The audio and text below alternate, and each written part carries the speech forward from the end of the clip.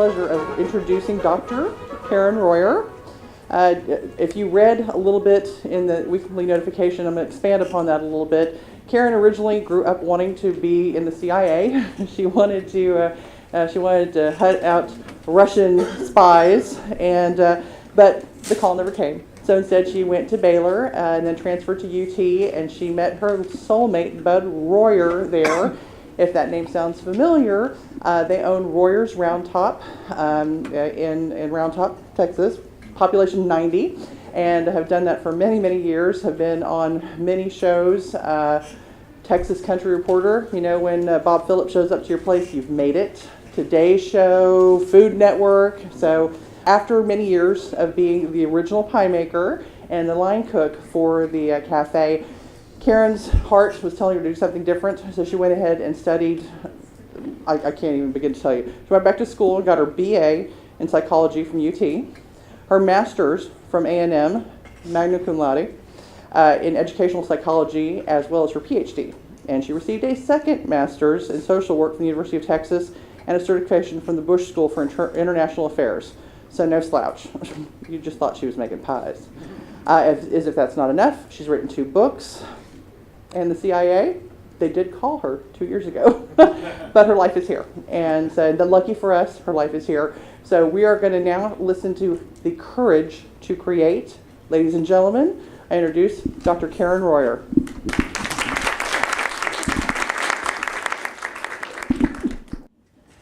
Man, I'm learning so much about y'all, and it's kind of intimidating to have somebody from Toastmasters here.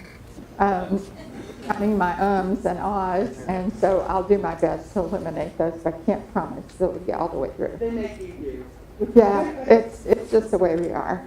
So I wanted to tell you a story of courage and creativity, because I think when you've been unemployed for a while, you tend to think there's nothing for me, or there's nothing out there that I really want to do. And so I want to take you back 32 years, which is a long, long time ago. And so now you can figure out how old I am. And yes, it starts with a 6, so it's just the way it is. So my husband had been out of work in Houston. We lived in Houston for over 2 years. We lived on, back in the day, it was 6 weeks of unemployment. That's all you got. You didn't get like a year of unemployment. We did the government cheese route, government milk, and it was a humiliating experience. I don't know if y'all have ever had to do that, but they don't make you feel good about what you're doing at the time. But we also had 4 kids. At that time, well, I had 4 kids under the age of 5. So they were stair-stepped, like 5, 4, 2.5, 1. So they were all really close together. I taught piano because one of my things I didn't put down is I studied music at UT and loved that. Yes, okay. Maybe we have a good football season. So it was humiliating. I mean, people were very kind to us. We had a clip on our front door for the UPS man, and sometimes we'd find $100 bills folded up and put on that clip. I mean, it was a humbling and learning experience. So my husband and I promised we would follow every job opportunity that presented itself, no matter how remote it seemed. So in came this call from the Round Top Cafe. How many of y'all even know where Round Top is? Awesome! Okay, so Round Top is 90 people, really, 90 people. And I'll tell you some stories about the gatekeepers at Round Top because it was pretty funny at the time and a little disheartening, but pretty funny. So anyway, the call came in from Round Top Cafe, and parenthetically, I also met my husband over the phone when I dialed the wrong phone number. So the phone, yeah, just amazing if you just let this stuff come in, what might happen. And so we talked on the phone for 6 weeks before we ever met. And of course we got through all the this and the that and all that stuff before we ever met. And then the first night we did meet, we decided we'd get married in 6 months. Now that freaked our parents out, but we're the only siblings that have stayed married. We've been married for 44 years. So, yeah, thank you. That is an accomplishment. Just think about that. I mean, 44, just think about that, So anyway, back to the cafe. So we didn't have money to go to Round Top because we were living in Houston. So we didn't have money to put gas in the car to go to Round Top. However, our pastor gave us $5 when $5 would fill your tank long time ago. And we said, okay, she said, the owner of the cafe said, I'll feed the kids lunch if y'all just come and talk to us. So we put the $5 worth of gas in. We make the beautiful trip to Round Top, Texas. It's just beautiful countryside out there where the hills begin to roll and, the flatness of Houston's gone. And so we just talked to her, and basically she didn't want the cafe. She's just like, if you'll take over the bank payments, which were about $1,000 a month at the time, we'll put $200 in the till, and it's yours. And we were stunned. We're like, wait a minute. That seems really stupid. But y'all, we had nothing to come from. So drugs were beginning to be a problem in Houston and all of that. So we said yes. And how we made a house payment in Houston and a rent payment in Round Top, I will never know. I mean, it just happened. It came together. So we moved these 4 kids to the country and started the cafe. I mean, we've been there, as of May, we've been there 30 years, which I think is a long, long time in the restaurant business.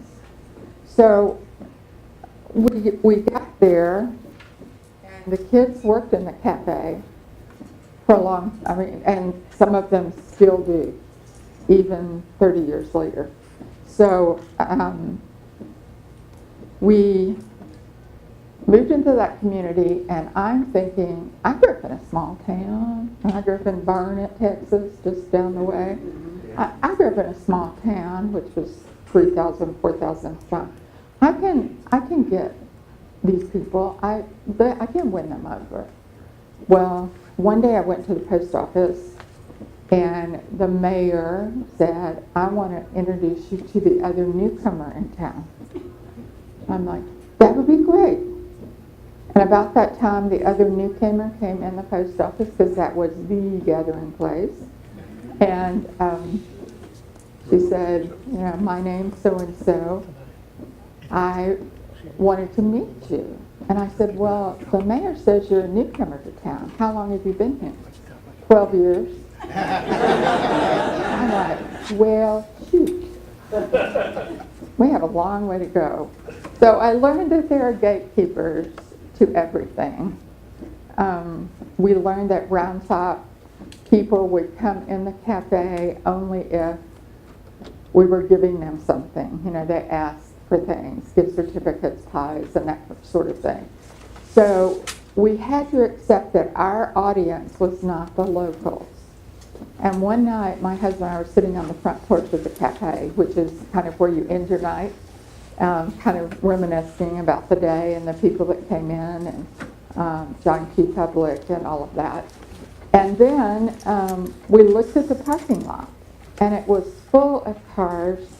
Now this was 30 years ago, 28 years ago, full of cars that were over $10,000. I mean, there were Mercedes, Land Rovers, all those cars. And all these people that came to the cafe from Houston and Austin said, please raise your prices so that you can stay here. We really need you to stay here. So we were trying to lower everything so that we could attract the locals. And then we have these, we call them weekenders because they're there on the weekend. So they're telling us, please raise your prices so you can stay and support your 4 kids. So we did. And shortly after, 8 months after we were there, and I promise you this is the only reason we're there today, we won this little Best Country Cafes in Texas competition that was in the Houston Chronicle. And we won that because this little 87-year-old woman, Marge, and I miss her a lot, she would, she stuffed the ballot box, basically. So she would go to LaGrange and drop a ballot in as somebody, and then she'd go to Brenham and drop another one in. So years later, I tell you, 10 years later, I learned Marge had stuffed the ballot box. I'm like, okay, well, here we are. And I really credit Marge with the fact that we're still here and still there. So it's kind of hard to break into Round Top.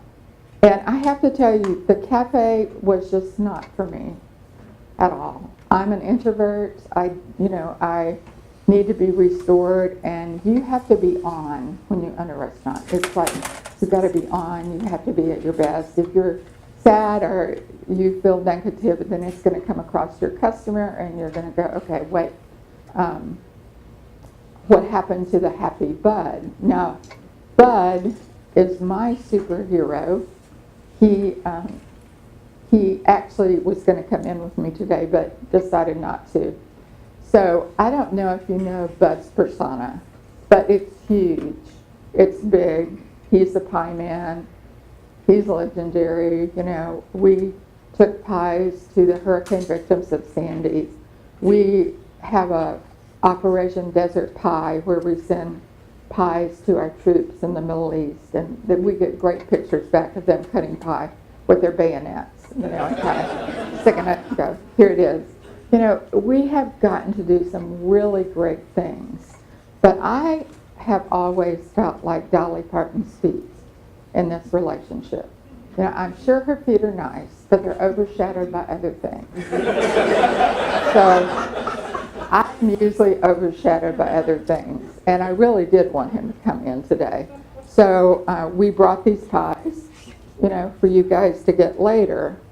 So how in the world did I end up in school after all this time? Now, I may not like the cafe, but the cafe has brought us so many joys. The cafe paid for me to go back to school. So I was working through some issues of my own past sexual abuse with a therapist. And I'm not going into any more detail than that, except he pretty much saved my soul, saved my life, and put me on a track to where I thought, I really want to go back to school. I want to help others. I want to help other people who are struggling in their marriages or in their personal life or whatever is going on. So I started back to school, got my master's in ed psych, and told my husband, I'm going all the way. He's like, what do you mean? I said, I'm going to get my PhD. He's like, what do you mean? I want to get my PhD. Okay. So my family supported me in a big way as I went back and did all that. And then I did get to play a spy when I was at the Bush School of International Affairs and focused on terrorism. So I did get to do dead drops and, you know, all that stuff within the confines of that class, and it was so much fun. So I was going to go into clinical psych at UT, and all of a sudden, one of our customers, again, so much has come through us through the cafe, one of our customers came in and said, I'd really like you to take a creativity class this summer at Texas A&M. And I went, I don't do A&M. In any way, shape, or form. In fact, the day I got accepted into the PhD program, I went and got a Longhorn tattoo. So it's here. I can't lift my leg up that high and sustain it in any way. But it's here because I wanted the A&M folks to know that I'm orange-blooded. But I loved my program while I was at A&M. I loved it. And when he's like, why don't you do a degree in creativity and intelligence? And I'm like, wait, creativity and intelligence at Texas A&M. I don't know about this, So I'm sorry, Aggies. I do root for you, Aggies, because you're in the SEC. And I miss the rivalry between the Aggies and the Longhorns. I really do. I miss that a lot. So I did that. I went into his department. I loved it. So I kind of got to write my own program and study creativity. So I got two books, and we wrote papers and papers and papers. And, I began to see that creativity is innate. We're born with it. It's not like it's something, it's not like I paint or music. I mean, yeah, that's creative, but I'm talking about creativity as a process, not a product. So that was kind of a brain changer for me, because I also teach creativity seminars, and I will have people come up to me and say, well, I'm not creative, or I don't want any creativity. I don't see the need to have it increased. I'm like, well, you are creative in some area where it's, hospitality for men and women, whether it's planting a garden. I have creative engineers that I know. I mean, it's not to one particular group of people. It's not those of us that drove around in 60s VW, and lived out of our van. That's not what it is. It's about a process of living your life, opening up to creativity so that it can present itself to you. So one of the hallmarks of creativity, and I don't see creativity as a fluff word anymore. It's been scientifically studied now. There are peer reviews and all of that. That's kind of boring, so we won't go there. But you see a creative product when you hear Mozart or Rollo May, the great doctor out of New York who's written so many books. Mozart. Studies have shown scientifically that if you listen to Mozart, your brain will allow more new ideas to come to it. And so don't fight those new ideas. I mean, those are part of the process of what you want to come forward. So it's a process, it's not a product. It's how you present your life to opportunity. So one of the hardest things to do is what scientists call the hallmark of creativity, and that's tolerance of ambiguity. So most of you are probably there. I don't like it, but I know it's part of the process. So when you're tolerating ambiguity, you're waiting for a solution to present itself. Now that's what we were doing when we were unemployed. I'm doing it in smaller areas now, that tolerance of ambiguity. But you need that uncomfortableness. And then, like when the new idea came for, do you want to buy a cafe in Round Top? And we're like, well, that's crazy. Then you can allow that to come forth and go, okay, well, let me follow that to its end. And its end may not produce anything, but I bet you it will, like a contact or someone to network with. So follow that to the end and wait for the resolution. If you come up with like your 1, 2, 3 ideas, scientists have proven that usually your 4th or 5th idea is the best. So we do 1, 2, and 3 because we want an easy solution. We can see that one.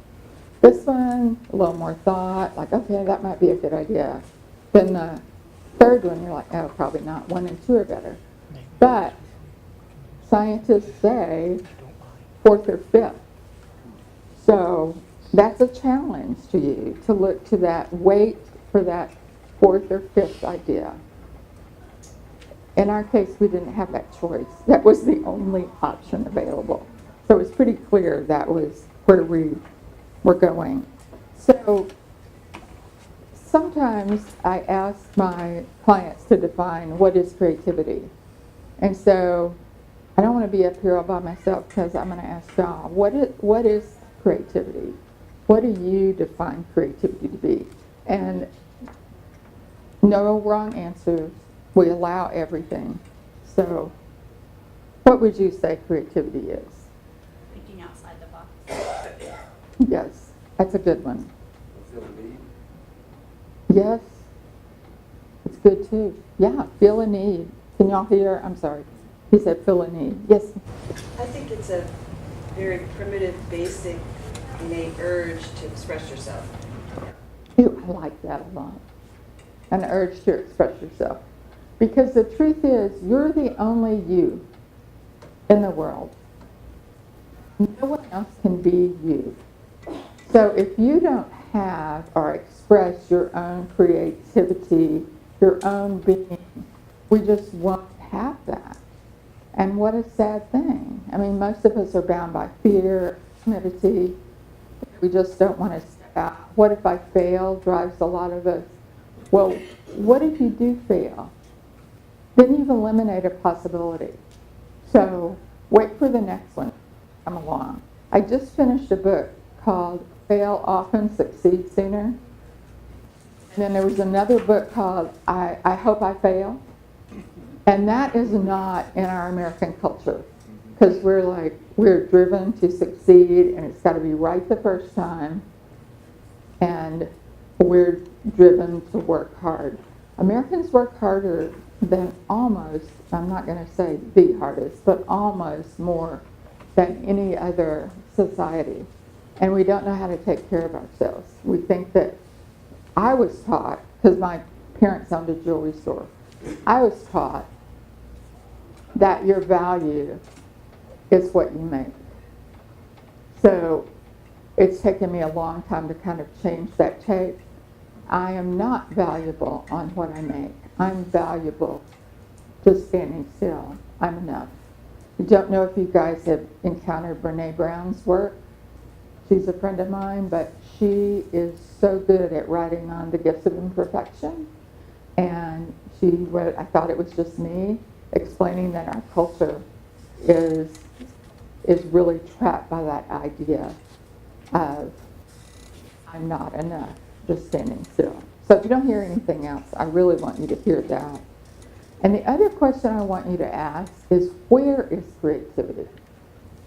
So we don't usually think about that, but who are your creative friends that you can hang out with? Get a bunch of unlike-minded individuals together, people that have different viewpoints, and entertain having a dinner with them once a month. And you work through your problems, like I'm struggling with this, I'm struggling with this. What's your idea? What's your idea? And expect some difference to flow. And that's just a great thing, to allow for that difference. It's hard when you're not in the habit, but it's worth it. So hang out with the people that are creative, the places that are creative to you. I don't know if you like the Blanton or some of the other wonderful museums we have, but that works for me. So I also want to tell you a little bit about, if creativity is such a special gift, how come we're not accessing it? So these are my opinions, but one reason we're not accessing it is because of standardized testing. I don't know how you feel about that. You may not have run into that, but when they test 2-year-olds, they are in the 98th percentile of creativity when they test on a creativity scale. And then by age 8, that's down to 2%, because they hear there's only one right answer, we're teaching to the test, um, you know, you can't possibly have a good answer. You have to have the right answer. So if I had another lifetime, I would work on that. But since I don't, we're here. So I think another reason that the creativity is held back is because everybody gets a participation trophy. I don't know about you, but I grew up in there was first and second and third place. And if you got second place, then you were driven to try to get to first place. But now everybody gets a trophy. My grandkids' rooms are filled with trophies. By the way, I have 7 grandkids, which is pretty amazing at Christmas time. But yeah, they're filled with trophies.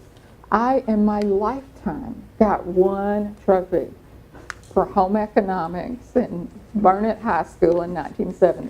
1 trophy, and I still have that today. And my grandkids are like, "Where are your other trophies, Johnny?" I'm like, "Well, I don't have any other trophies, dear." So, it wasn't the same as it is now, because everybody seems to. We're really, and I don't want to get political, but we're a little bit too PC where we are today. So creativity is accessible. It's yours. It's not the gift of a few. It's the gift of all of us. So I really want to leave you with that thought. And just, if that's a different mindset for you, that's okay. That's called breaking mental mindset. So I want you to just think about that and the possibility of that. Now, I do want to share a little bit with where the cafe went after Marge stepped the ballot box. So we have been so blessed. We don't have a publicist. We don't ask for publicity. But we have been so blessed to have over 1,000 articles written, all these wonderful TV programs written. And so I feel like if we keep delivering our product, because in the restaurant business, you're only as good as the last meal served. You know that as well as I do. If you go to a restaurant and you have a bad experience, you're probably not going to go back. I mean, you might go back one time, but complaining now in the restaurant business to us is the customer's doing us a favor because they're telling us something that they perceive that we're not doing right. So therefore, we evaluate that and see if that's a possibility and fix it, because we don't want to repeat mistakes. Because bad word of mouth experiences that are bad travel 200 times faster than the good ones. Because the good ones, they're just kind of expected. But when you mess up, that's a big deal. So I hope I've left you, and I do want to tell you that my kids, my daughter is still involved with the cafe. She's now 42. My youngest son, who is 37, and his wife, Tara and her husband, my youngest son and his wife pretty much do the day-to-day operations of the cafe. Bud and I show up on Saturday and get to go, "Oh yeah, hi," we're not back there cooking anymore. I'm not making pies anymore because it's grown to where there's no way I could turn out that many pies. And so we're really grateful for that. So those 4 are there all the time. And I tell you what, when you own your own business, you're never off because the ice machine breaks or the oven goes out or you run out of propane, which in the middle of the country, that's a big deal. And if you call the propane company on Sunday, they're like, "Well, we can be there Tuesday." And here we have a whole dining room full of people, which, by the way, our restaurant only sits 38 people. So it's not like we're making this big turnover thing. And we're only open Thursday, Friday, Saturday, Sunday because that's the only time anybody's out there. If you go to Round Top on a Monday, it is really quiet. Really quiet. I mean, it's just amazing. My son who's 41, is a lawyer here in town for Caldwell Bulls. So he's real involved in that. But Antique Week, when the big Antique Week comes, I don't know if y'all have heard about that, but it is one of the premier antique shows in the United States, up there with Brimfield, if you've ever been to Brimfield. And so now, because of the timing of the fall, it's going to be a 3-week show. So check your calendars, go to Round Top Chamber of Commerce, and you can figure it out. But it's going to be a really long show. So we've grown to that. I'm just really grateful. And then my middle son is a parole officer in Lake Jackson, and he comes up every weekend and waits tables. And he doesn't have to do that, but he does that because he loves our family and wants our family to be represented. So I really want to answer some questions, and I hope you guys have some. It can be about the cafe, it can be about kids, I don't care. Well, largely I don't care, but what it's about. But I would like to answer any questions y'all may have. Karen, in what ways do you, when you're doing your creativity seminars, what activities are you having people do to draw out their inner creativity that they might not even realize they have? Yeah, well, Shannon's saying, what do we do in the creativity seminars? So at this point, I run them from 9 in the morning till 6 in the afternoon. And we do some activities like, you're not going to remember your worries today. And one way we're going to do that is we're going to gather up some birdseed and throw that out as we're not thinking about all the negative things that are going on in our life that day. We're just going to focus on creativity. So we start with that. I have some exercises that really test your creativity, like how to make an egg stand on its end without propping it up. Think about that one for a little bit. There's a way to do it. But it usually takes, you have to get past, and I don't give any instructions for that. I don't give any rules. But usually they're, well, can I do this?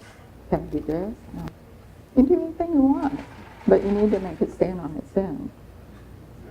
So that's fun. Then we do some artistic things.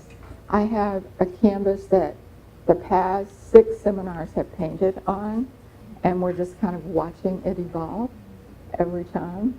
It's nowhere where it started, and so that's fun. I also teach them a set of problem-solving skills called CPSI, problem-solving skills. It's out of the Creative Problem Solving Institute that's in New York, and that runs all the time. You just go there and take your problem, and you stay for a week while other people help you solve that problem. So I want them to have that tool, because to me that's one of the things that should have been taught. I shouldn't have had to go to graduate school to learn that. That should be taught in high school, you know. So that's one.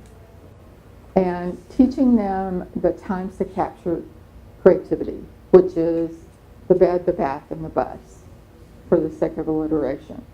So your best creative ideas are going to come when you're falling asleep, are waking up, are in the middle of the night. So you need to be able to capture those ideas when they're there with a notepad, or I'm not a big proponent of turning your iPhone off when you're on when you're asleep because of the white light, but just have a notepad to scribble it down. Bath, when you're showering, or even like mowing the yard. Maybe you mow the yard and then take a shower. Yeah, especially now with the heat. But that's a good time to capture ideas. And then the bus, or when you're driving, like you're doing a long-term trip or a boring trip where you don't have to. Sometimes I feel like MOPAC and I-35 are like Dungeons and Dragons. I mean, you're coming at each other and you're trying to kill each other, and you have to concentrate. I mean, you can't just let your mind go blank. So yeah, a long drive where you're not having to pay too much close attention. That's when your ideas are going to come. Now, I have a dictaphone that I keep in my car for those ideas. And of course, if I were smarter, I'd use my smartphone, my iPhone. But I like my dictaphone because I got used to that. You can take dry erase markers and write on your car windows, but you'll get some looks. You will get some looks, trust me. And some people going, oh my gosh, I'm calling her in. She's gone somewhere. I don't know where she's gone. So you can do that, but that's better if you're in stop and go traffic. So I don't use that one so much anymore, but it works and they will come off. You know, I write stuff on my mirrors with dry erase markers. So I'm just teaching a bunch of techniques. Like, you can do this. You can access your great creativity.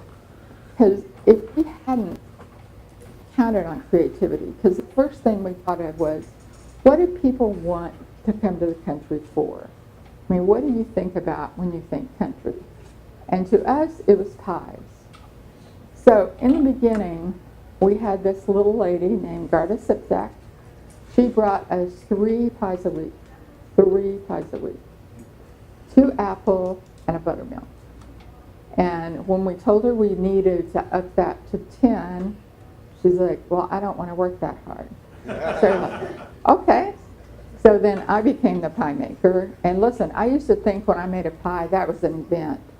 Man, when I made 30 pies in a day, wow, was that an event. Because I didn't, yeah. So now we have a factory that turns out 3,000 pies a week. And we ship them all over the country, and it's such a great blessing to be able to do that. So did that answer?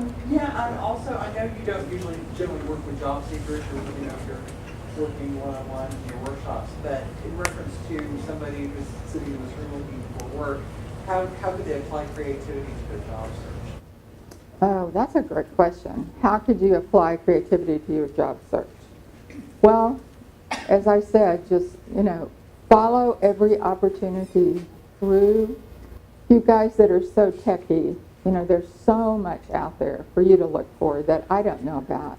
I also do coaching in my office because I have a practice that I go to every day. In fact, as soon as I leave here, I'm going to practice. So I can coach people through looking for a job, finding a job. In fact, I found one guy I worked with last year was looking for a job, and we found him a $5 million a year contract. And I was kind of like, wow, I should do that for myself. That would be much better than trudging it out. But I love what I do, love what I get to do.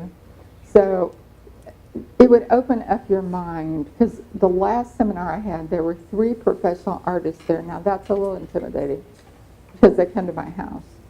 And then one guy who hauls trash for a living. And he's done very, very well hauling trash.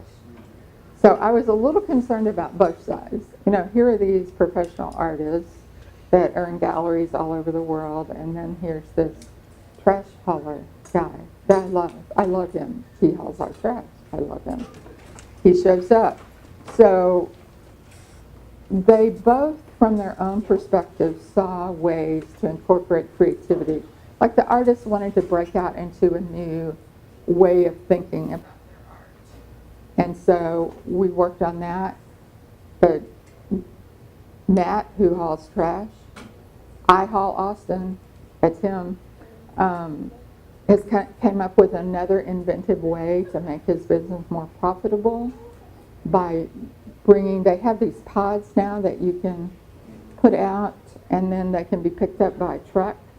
And so he started putting out those pods and then letting you fill them and then going by and picking them up. And so you don't have to really worry about it anymore. So that was born out of the creativity seminar. So things just happen, and it's pretty exciting to see that. And I have cards if you guys want to get in touch with me. I'm happy to answer questions. Doesn't bother me if you email me. But you guys seem like you're really networking together. Yes, Steve? I'm curious, what are your creative outlets? You said music. What else do you do? Oh, I paint. And I like glue a lot. I mean, not that kind of glue. I like to glue things on canvases to tell us, like collage work, to tell a story. And no, it's not that kind of glue. But so I do a lot of collage work. That seems to be what sells the most for me because I do several art shows a year. So I love that. I do alcohol inks. I play the piano. You know, if I don't do that, then I will crash. I mean, whatever your creative outlet is, or even if you just spend some quiet time, which is so hard for us to do today, like turn everything on and sit for a couple hours and see what comes. And that, I tell my clients oftentimes to spend a Saturday just with nothing on, no TV, put the phone away, and they freak out because we're so connected. Now, I am not saying I am too. It's really hard for me to just be quiet and be still and see what might come forth.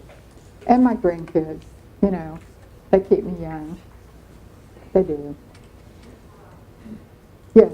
Yeah, so I seem to recall reading an article at one point that it seemed the article was biased that creativity was greater in young people. And as you get older, you're just not so creative anymore once you get upper 30s and it just tails down. You're just not a very creative person anymore. And What is that about? what is all that about? Okay, so as you get older, it seems like your creativity lessens. Well, it's about going to school and being told there's this answer. I loved it when I got to grad school and I could write a paper. And I didn't have any tests in grad school or for my doctorate. We just wrote a lot. And of course, I got kind of tired of writing, but I could express my opinions and not be criticized for them. So I think a lot of the times it's just talked out of us, like you're not creative. You know, you can't do this. I'm still on the fence about whether creativity diminishes, whether it's nature, nurture. You know, where are we? I think if you know about creativity and you foster it, then it allows for new things. Colonel Sanders started Kentucky Fried Chicken when he was 65 and became a multimillionaire, if not billionaire. Of course, his family's reaping a lot off of that. Grandma Moses in her 70s? Grandma Moses, when she couldn't knit or crochet anymore, she took up the folk painting and got to enjoy a little bit of her fame in her lifetime. So yeah, she was 70 when she started painting. Yes, ma'am. You know, I consider myself a more creative person, yet I've been a business owner, and what has been very fulfilling to me is to notice, as you talk, the opportunities for creativity, in that, you know, you can find creativity in parenting. You can Yes. find creativity in just making some different food. It doesn't have to just be the art and the music. And like for me, finding a way to get creatively satisfied doing the icky number stuff. And Yeah. I did by you know, how I, you know, came up with different ways to create my reports on a stupid computer that I hated. Or, you know, so they're really, it's just really looking for and respecting that these other little things are creative. You know, Yes. your rock garden in the front of your house. Yes, anything. You know, I don't want to say creative accounting because I don't mean cooking the books, but, you know, make it fun for you. Yes, sir. You said that you were an introvert. I see you public speaking and inviting massive numbers of people to email you, and all your work seems to be interacting with people. Did you change? Oh, no. You know, if you're an introvert, you need to be restored by being alone. If you're an extrovert, you're restored by being around people. So I'm married to an extrovert, which is challenging because he wants to go somewhere every, like let's go to, I'm like, let's stay home and watch TV. And I'm like, no, let's go out. So we figured that out in 44 years. But I can do this for a while. I mean, I have taught school at the graduate level, and you really have to be on. I can do that, but there are 2 days a week that I turn everything off. So my clients can't get to me on Saturday and Sunday. And they know that when they come in. Like, if you have an emergency, call 911. You know, I can't answer the phone. But if I had to do another speech tomorrow, I probably couldn't do it. It's like I need to wait till Monday. You know. You're welcome. Yes, sir. Could you just speak a little bit about taking a family of 7 from the city to the country and what that experience was like, and whether you feel like it was a blessing? Oh, it was such a blessing, but it was so explicative hard. Because realize by then, my son, who was a 5th grader, just got most outstanding student in his elementary school in the Katy School District, which is really a good school district. My middle son has a genetic disorder. It's called NF. And so all the doctors that we went to for him were in Houston. And so I'm like, I don't know what we're going to do out there. And then my baby, my 37-year-old baby, was fine. And then my oldest daughter, Tara, I knew she would be okay because she's the firstborn, the outgoing, the makes friends easily, you know, that sort of thing. How old is she? Right now she's 42. She was 12 when we went out there. And so what happened was just amazing for my son that has NF, and it's neurofibromatosis, which is what they call it NF because it's really hard to say. I would have to go to the school district. I don't know if you've ever had an ARD with a kid, and you would have to say, this is what my kid needs, this is what the doctor says he needs, here's the letters, here's the, you know. When we moved to Round Top, the school board, the superintendent, the principal, his teachers called me and said, okay, we want to meet together. What does Todd need? What can we help with Todd? And it still gives me chill bumps. I mean, what a blessing that was. And then we realized we can drive to Houston, to doctors. I mean, it's just an hour and a half from Houston. So that's what we did. But I can just recount thing after thing that has happened through the cafe. Cars. I mean, we had to pay for them, but it was a good deal. We've stayed in people's houses all over the United States. So we're kind of bummed if we have to pay for a hotel. Now, we're just like, I don't want to do that. Let me go back to Jim's place. You know, just the gas to get there. There's just been so much. Animals, cats, lots of cats, puppies. People in the country drop their animals off and just leave them. So we fostered a lot of cats and dogs because we at the time had 21 acres out in the middle of nowhere. So we would just take them home and take care of them. Lots of blessings in that. I mean, I so enjoyed having them around.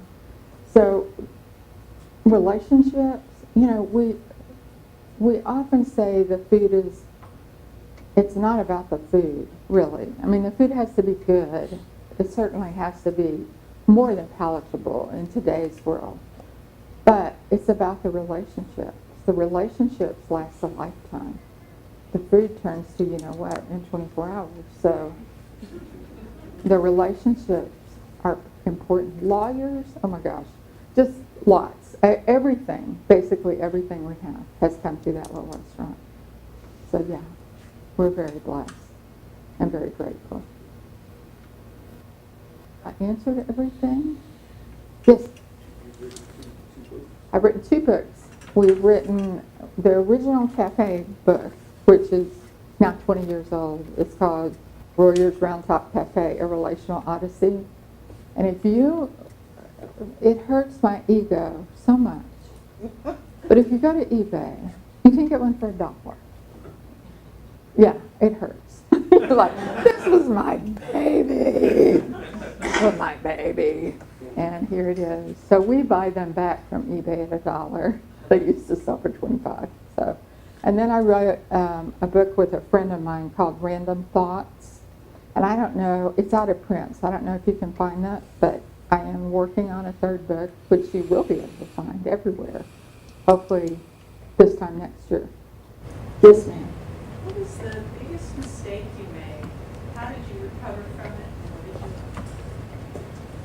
I think in the cafe, I think the biggest mistake we made was trying to get the locals to come and eat and realizing they were not our audience.